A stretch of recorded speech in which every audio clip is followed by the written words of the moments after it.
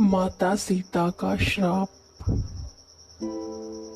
वनवास के दौरान भगवान राम, लक्ष्मण और सीता पितृपक्ष के दौरान श्राद्ध करने के लिए धाम पहुंचे। वहां श्राद्ध कर्म के लिए आवश्यक सामग्री जुटाने हेतु राम और लक्ष्मण नगर की ओर चल दिए। उधर दोपहर हो गई थी। पिंडदान का कुपथ समय निकलता जा रहा था और सीता जी की व्याकुलता बढ़ती जा रही थी। तभी दशरथ की आत्मा ने पिंडदान की मांग कर दी। गया जी के आगे फल्गु नदी पर अकेली सीता जी असमंजस में पड़ गई। उन्होंने फाल्गु नदी के साथ वट वृक्ष, केतकी के फूल और गाय को साक्षी मानकर बालू का पिंड बनाकर स्वर्गीय राजा दशरथ के निमित्त पिंडदान दे दिया। थोड़ी देर में भगवान राम और लक्ष्मण लौटे तो उन्होंने कहा कि समय निकल जाने के कारण मैंने स्वयं पिंडदान कर दिया। बिना सामग्री के पिंडदान कैसे हो सकता है? इसके लिए राम ने सीता से प्रमाण मांगा। तब सीता जी ने कहा कि यह फाल्गु नदी की रेत, केतकी के फूल, गाय और वटवृक्ष मेरे द्वारा किए गए श्राद्ध कर्म की गवाही दे सकते हैं।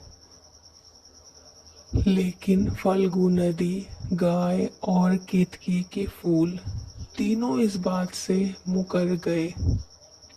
सिर्फ वटवृक्ष ने ही सही बात कही। तब सीता जी ने दशरथ का ध्यान करके उनसे ही गवाही देने की प्रार्थना की।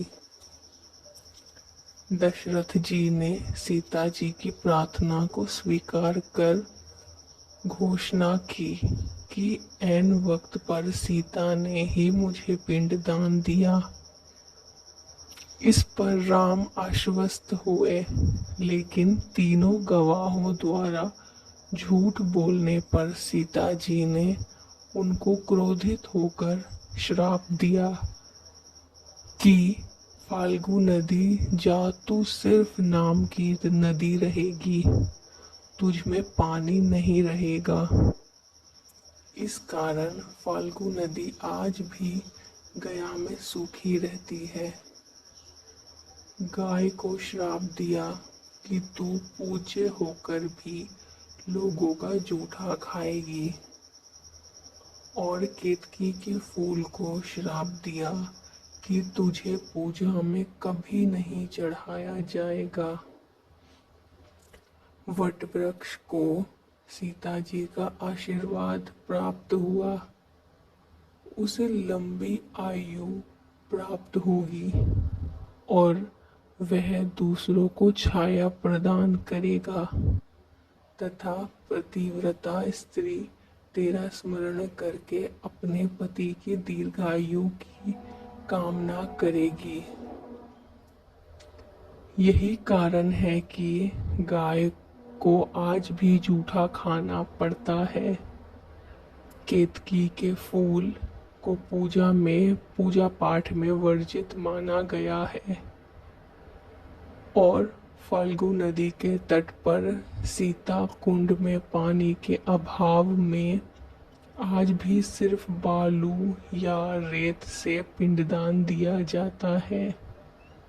दोस्तों, ये कहानी आपको कैसी लगी हो? वैसे तो ये कोई कहानी नहीं है, ये राम सीता की बात है।